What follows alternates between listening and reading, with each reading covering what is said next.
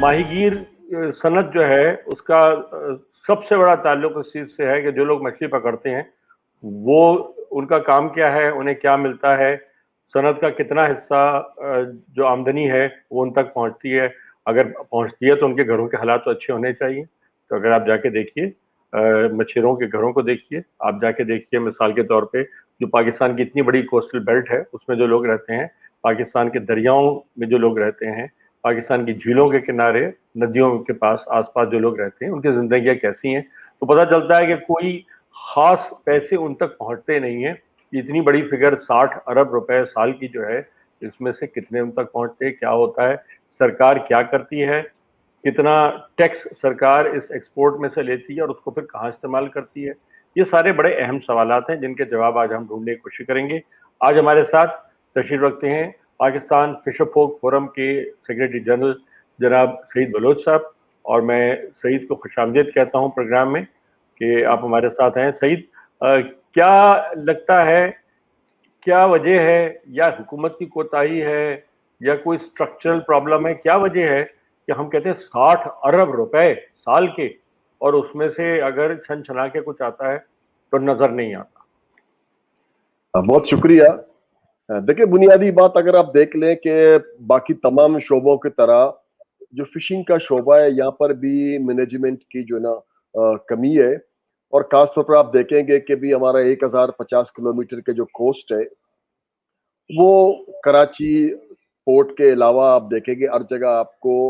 पसमानदगी नजर आएगी, और वहाँ ना कोई जेटी ना कोई लैंडिंग साइट, ये एक बुनियादी तौर पर आपको इंफ्रास्ट्रक्चर कहीं नजर नहीं आएगा। फिर आप समझते हैं कि भी अगर इतने माहीगीर जो फिशिंग करते हैं,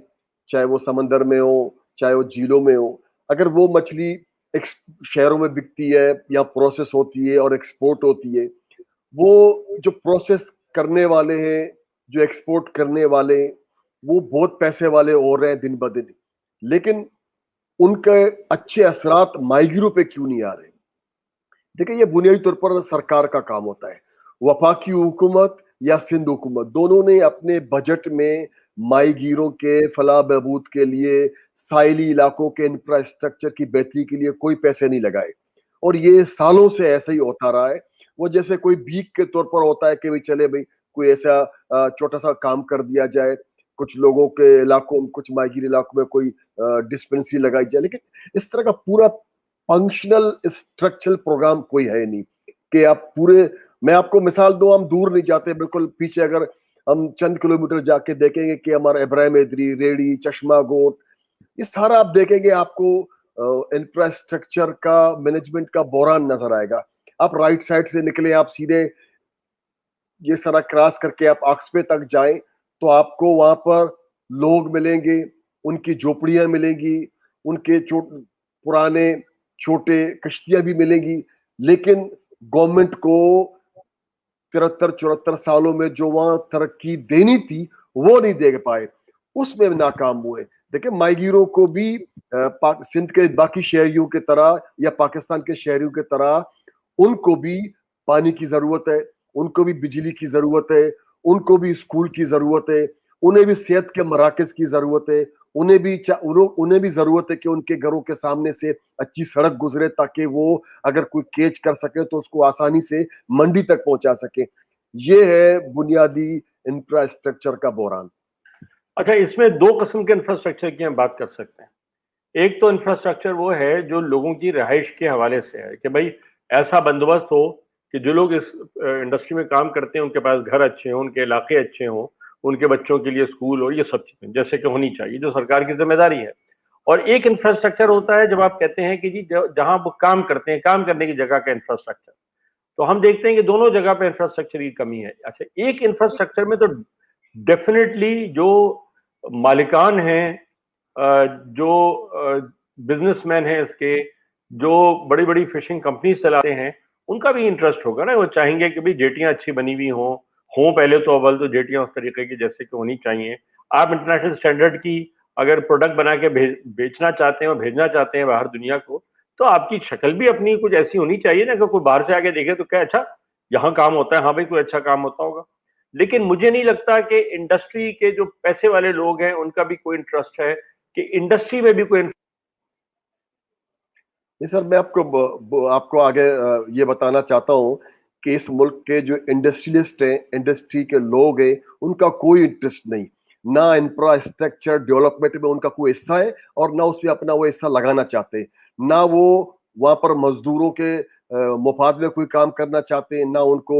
سوشل سیکیورٹی میں، نہ old age employees benefit institute میں ان کو رجسٹر کرانا چاہتے ہیں، اور نہ ہی وہ ان کا کوئی انٹرسٹ ہے کہ یا جیٹیاں اچھی ہو، ہاربر میں لینڈنگ سائٹ اچھی ہو، بالکل کسی میں انٹرسٹ نہیں. اچھا، اس کے ساتھ ساتھ گورنمنٹ کا بھی یہی ہے، یعنی جیسے انڈسٹریل سوچتے ہیں ویسے گورنمنٹ بھی سوچتی ہے. تو گورنمنٹ کا بھی کوئی انٹرسٹ نہیں کہ آج تک کبھی گورنمنٹ نے پلان نہیں کیا کہ مائی گیروں کو کیسے یہاں کی بنیادی سہولتوں سے آراستہ کیا جائے، کیسے ان کے لیے کوئی کارڈ بنایا جائے، ان کو سوشل سیکیورٹی میں لسٹ کیا جائے، ان کو بڑھاپے کی پینشن کا بندوبست کیا جائے. اچھا، وہ جو لانچیں سمندر میں جاتی ہیں اور خطرناک طوفان ہوتے ہیں اور موسم کا حال ایسا ہوتا ہے کہ خاص طور پر جون جولائی اگست تک تو بہت شدید لہریں سمندر میں اگتی ہیں اور بہت سے حادثات بھی ہوتے ہیں. آج تک سندھ گورنمنٹ کی جو بنیادی ذمہ داری ہے 18ویں ترمیم کے بعد، انہوں نے ماہی گیروں کی انشورنس کے لیے کوئی کام نہیں کیا. اور انفراسٹرکچر کی بات کرتے ہیں، جو اس سے پہلے کراچی فش ہاربر آپ دیکھیں گے جہاں پر فشرمین کوآپریٹو سوسائٹی ہے، وہ پہلی جو عمارت تھی وہ امریکن فنڈ کی بنیاد پہ بنی، ان کے لون پر بنی، ان کے ایڈ پہ بنی. سیکنڈ ہمارے پاس دوسرا آیا تو یورپی یونین کے ایڈ پر بنی، لیکن اس کے بعد یہاں کی مقامی انتظامیہ نے، یہاں کی مقامی حکومت نے اس کا انتظام بہتر نہیں کیا، وہاں پر ایک پیسہ بھی نہیں لگایا. آج آپ کراچی فش ہاربر جا کے دیکھ لیں، گندگی کا ڈھیر، ٹوٹی پوٹی سڑکیں، مارکیٹ کے جو گیٹ ہے وہ آپ کو ٹوٹے نظر آئیں گے. اسی طرح آپ ایک سرکاری جیٹی ہے جو کسی زمانے میں یونین کونسل کے ذریعے بنی تھی، وہ بھی گندگی کا ڈھیر ہے، ٹوٹی پوٹی ہے اور اتنی پسلن ہے کہ اگر عام آدمی غور نہ کرے اور احتیاط نہ کرے تو گر جائے. تو کہنے کا مطلب یہ کہ دونوں طرف سے ایسا ہی ہے. تو یہ بجٹ میں جو ہر سال آتی تو اس میں سارے لوگوں کے لیے تو بڑے بڑے دعوے کیے جاتے،